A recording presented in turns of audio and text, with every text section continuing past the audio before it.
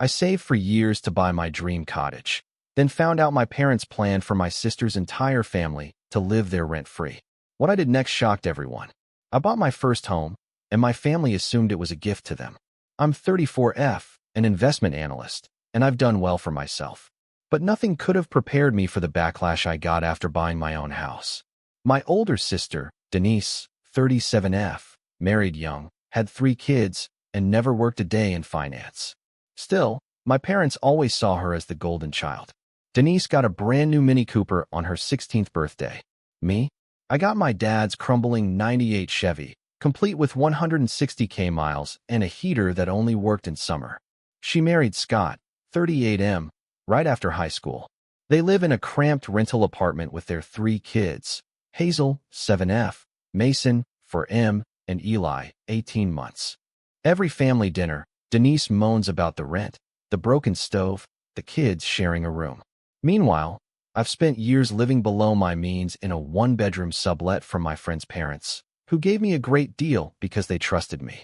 While Denise got free rides, I clawed my way to college through scholarships, late nights, and budgeting apps. So when remote work took off at my company, I started house hunting. Something modest, maybe even a cottage in the countryside. I ran the numbers one evening, heart pounding, and realized I finally had enough saved for a down payment. The next day, my mom called. "Don't forget about dinner Saturday," she said. "Denise and the kids are coming too. Please try not to be late." I pulled into their driveway at 5:05 p.m. Denise's SUV was already taking up the entire front yard. Inside, chaos. Kids everywhere. My dad in his recliner. My mom criticizing how much food everyone took. I sat down, head pounding, phone hidden under the table, scrolling through listings. One home stood out. 2 bedrooms, a sunroom, a wraparound porch. I could picture myself sipping coffee there every morning. "What's so interesting on that phone?" Mom's voice cut through the noise. I hesitated, but then said it. "I'm looking at houses. Thinking of buying one." You could have heard a pin drop. Denise's head whipped up.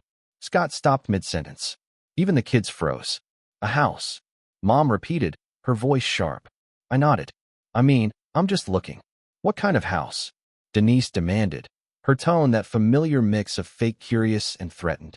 Like when she found out I got a higher SAT score and told our parents I must have cheated. I shrugged. "Nothing big. Something quiet. For me." The air went heavy. The rest of dinner was stiff and awkward.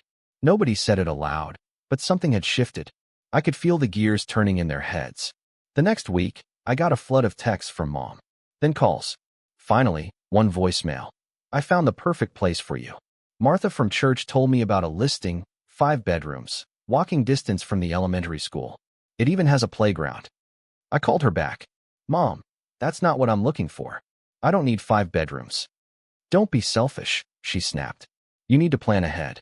Then came the texts from Denise. Each one a 6-bedroom, family-sized house with backyards and proximity to schools. By the 20th message, I stopped checking. They weren't helping me. They were planning for themselves. So I hired a realtor, Emily Chow, highly recommended. I told her what I wanted. Something small, cozy, not far from the city, great Wi-Fi. When she showed me the 2-bedroom cottage with the sunroom and garden, I knew. It was mine. The next family dinner, I couldn't hold it in. As Mom was rambling about some other house, I interrupted. "Actually, I already bought one." Dead silence. Then chaos. My dad slammed the table so hard the silverware jumped. My mom's face turned purple. Denise looked stunned, then betrayed. "You bought it without telling us." Dad roared. "Why would I need to tell you?" I asked, stunned. "Because we had plans." Mom shrieked. "What plans?" Denise's voice was calm. Too calm. "We thought we'd move in with you." I laughed. I thought it was a joke. It wasn't. Scott stayed quiet, studying his mashed potatoes. My mom kept talking about Barbara's house and plenty of room for everyone. "You just assumed I'd buy a house so your family could live in it for free? That's what family does." Mom shouted. "No," I said. "That's what you expected." Denise exploded. "You're being selfish. Eli still sleeps in our bedroom. Charlotte has ballet. Mason needs space. You're not living in my house," I said, calm now. "None of you are." I left as they screamed behind me. The pounding on my apartment door started before dawn. I was in the middle of bubble wrapping a coffee mug when it slipped out of my hand and landed safely in a nest of packing paper. Then came the voice, my father's, booming through the wood like he owned the place. "Open this damn door, Emma." I froze. "We know you're in there," he bellowed again. "You're not leaving like this." My hand trembled as I reached for my phone. More thudding. "Go away," I yelled, panic cutting through my voice. "I'm not discussing this anymore."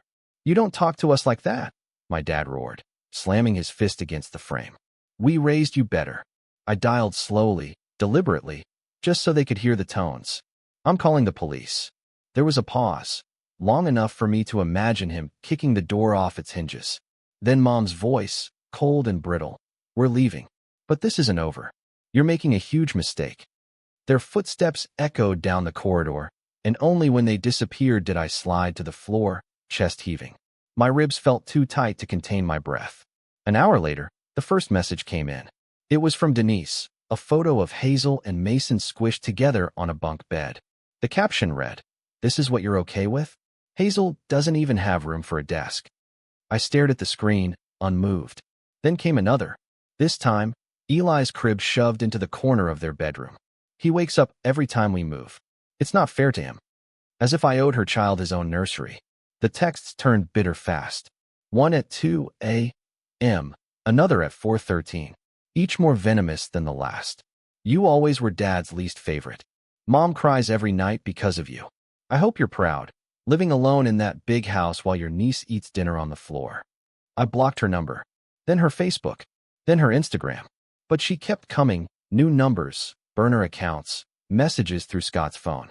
Even an email from Hazel Mommy Forever landed in my spam box, containing nothing but a guilt-tripping meme about selfish siblings.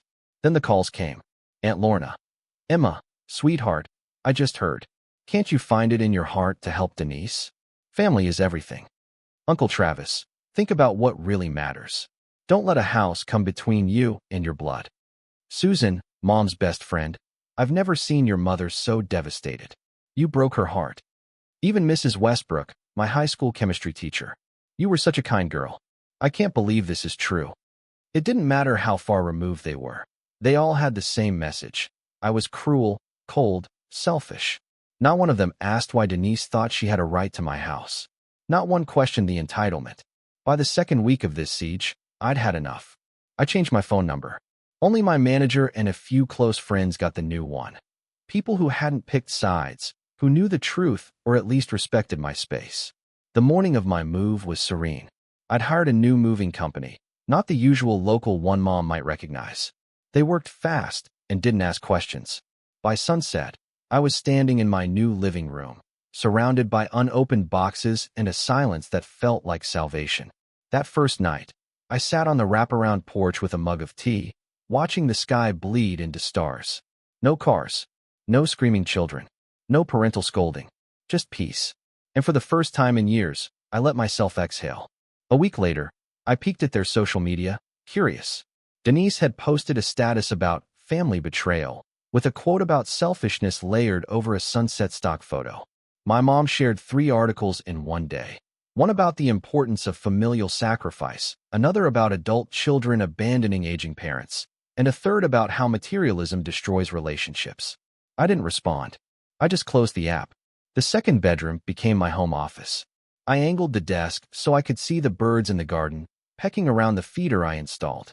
The raised beds out back, left behind by the previous owner, now overflowed with fresh basil, thyme, and cherry tomatoes.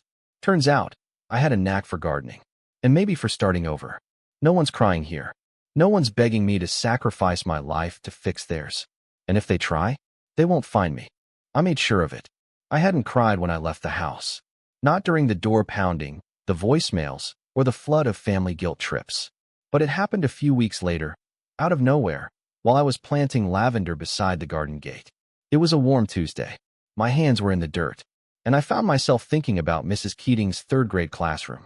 She was my favorite teacher, this wiry old woman with a raspy voice and a wardrobe full of homemade cardigans.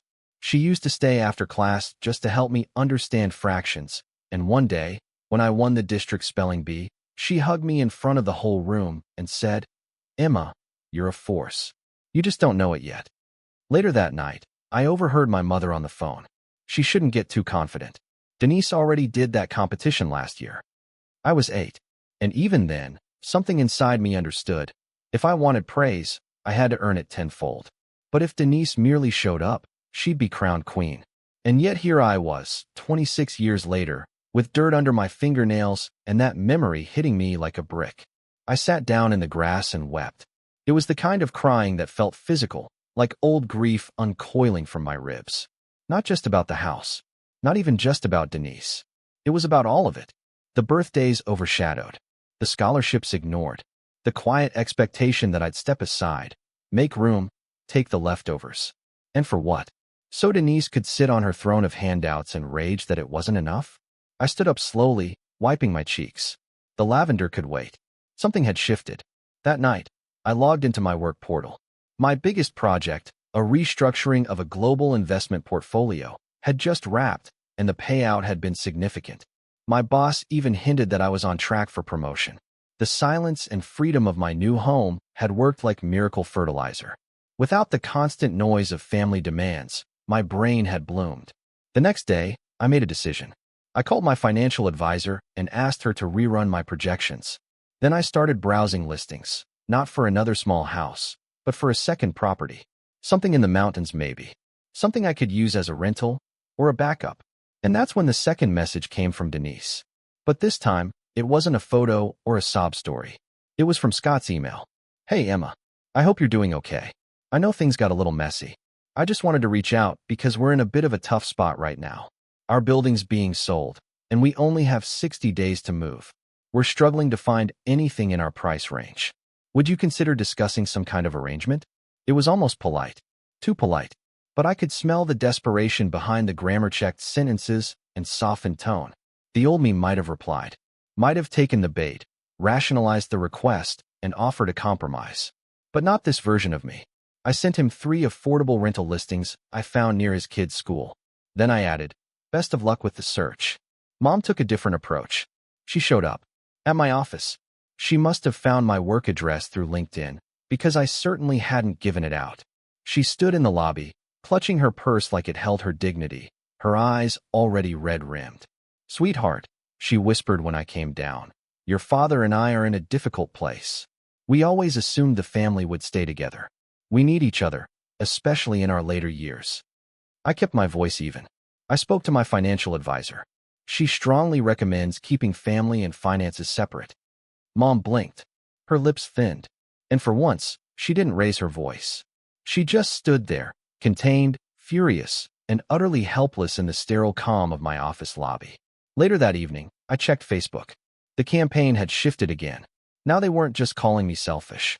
They were reposting articles about toxic individualism, about adult children abandoning aging parents, about how wealth changes people. I scrolled through the comments. She used to be so sweet. What happened? Success makes some people forget their roots. She'll regret it when she has no family left. But none of it hit the way it used to. Because I'd discovered something that mattered more than family approval. Myself. And my mountain home. I found it. Secluded. Elegant. A modern build with panoramic views and rental potential through the roof. I made an offer the next day. The bonus from my last deal covered the down payment. While Denise scrambled to find a place that could fit her family of 5, I was busy furnishing a luxury cabin. Funny how things shift when you stop carrying everyone else's weight. And the best part? They don't even know what's coming next. My father called. I knew something was off the moment I answered. Gone was the booming certainty. Gone was the righteous anger. His voice was thin, like it had been scraped raw. So this London nonsense, he began. It took me a second. Then I remembered. My manager had tagged me in a congratulatory post on LinkedIn. Emma Carter, promoted to Director of Global Investments, relocating to London HQ this fall. I hadn't told anyone in the family. You really taking it? Dad asked. I already accepted. I replied, neutral. There was silence. Then a soft exhale. We were counting on that house. I closed my eyes. Of course they were. All this time, all their fury, guilt-tripping, and social media martyrdom, it wasn't about me. It never was. The market hit us hard, he continued. Your mom and I were planning to sell the house. Move in with Denise. The one you were supposed to buy? I nearly laughed. You were planning a future that relied on a gift I never offered. We always assumed we'd all be together, he said. The phrase hit me like an old bruise. I gave him the contact of a brilliant retirement planner. She specializes in situations like yours, I said.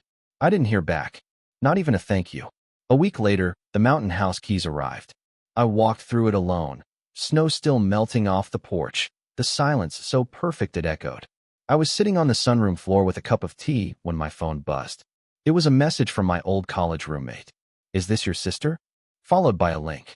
Denise had written an essay-length post for some family values blog about sisters who vanish when things get hard and the loneliness of raising children in a world obsessed with independence. It was all there, manipulative prose, soft-lit photos of her kids, and one carefully chosen line. Some people choose career over family. Some choose a bigger house over their own blood. Below were hundreds of comments, all praising her, all damning me. She had weaponized victimhood into an art. I shut off my phone. The next day, I hosted a garden dinner in my backyard. Neighbors, colleagues, members of the local gardening group. We ate lemon rosemary chicken, drank wine, and passed around dessert like old friends. And no one asked me to give up my room. No one expected to move in. They just laughed, complimented my thyme butter, and asked where I bought my chairs. Someone mentioned how different I seemed. "You carry yourself lighter," they said. I smiled. That's what happens when you put down everyone else's baggage. Later that night, while folding napkins and cleaning up glasses, I spotted something peeking out from behind my bookshelf. A dusty photo album. Inside, there it was, Denise, age 16, standing beside her new cherry-red Mini Cooper, a ridiculous bow on the hood. And there I was, 2 years younger, off to the side, awkward smile, hand on the dented hood of my father's '98 Chevy. I held the image in my hands. And for the first time, it didn't hurt. It just felt distant, like someone else's story. That night, I lit a fire in the fireplace and started packing. Not boxes, just possibilities. I'd already arranged for a retired couple from the garden group to tend to my home while I was gone. The raised beds would thrive. The house would be lived in, but it would always be mine. And London? That's where the new chapter starts. The family still doesn't know. They'll find out when I post from Hyde Park, or a balcony overlooking the Thames. Denise will post something about sisters who run away. Mom will share an article about the regret of the ungrateful. But me?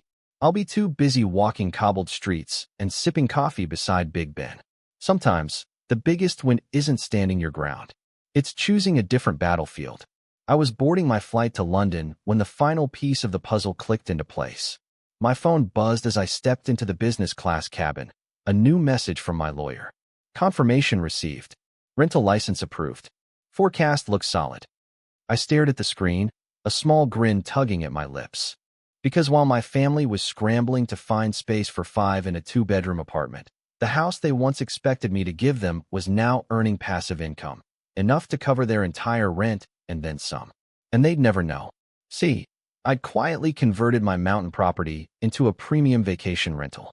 The photos alone, fireplace, loft bedroom, heated floors, wraparound deck, were already generating demand.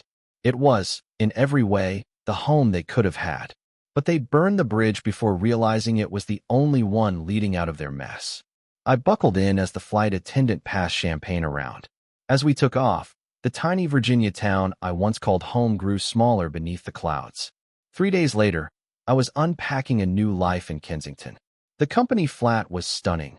Balcony view, hardwood floors, a marble kitchen island that begged for espresso machines, and London fog mornings. And for the first time in years, there was no noise. No screaming toddlers. No door pounding. No Denise. The contrast was staggering. Within weeks, I slipped into a rhythm I didn't know my body had been craving. Morning runs along the Thames, strategy meetings with international clients, dinner parties with sharp minds who didn't care what kind of car my sister drove or where my parents thought I should live. Meanwhile, back in the States, things unraveled. Denise and Scott's credit check tanked their apartment application. Turns out, all those store cards and unpaid bills added up. They were now living with my parents, all 5 of them, squeezed into the 3-bedroom house I grew up in. My mother hadn't posted in days. My aunt, usually quick to repost Denise's emotional monologues, suddenly shared a quote about humbling seasons and watching those who burn bridges beg for boats. I didn't comment. Didn't need to. Because the best revenge isn't screaming, "I told you so." It's thriving so loudly they have no choice but to listen in silence. The last call I ever got from my mother came 3 weeks after I landed in London. I picked up out of curiosity. "Emma," she said, voice tight, "your father and I are rethinking our finances. You know, considering selling the house and relocating." I waited. "You wouldn't happen to have space in that cottage, would you?" I almost laughed, but I didn't. "No," I said calmly. "It's rented out. Vacation guests. You'd have to book a few months in advance." Silence. Then, in a voice so soft it almost sounded like surrender, "We just thought, after all this time. I hope you find something that works for you," I replied. Click. That was the last time I heard her voice.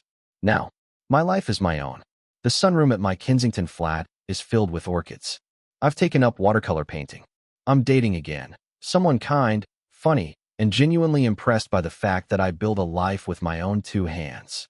Denise still posts cryptic things, still plays the martyr, but she doesn't have an audience anymore. Because the more I pulled away, the more the mask slipped.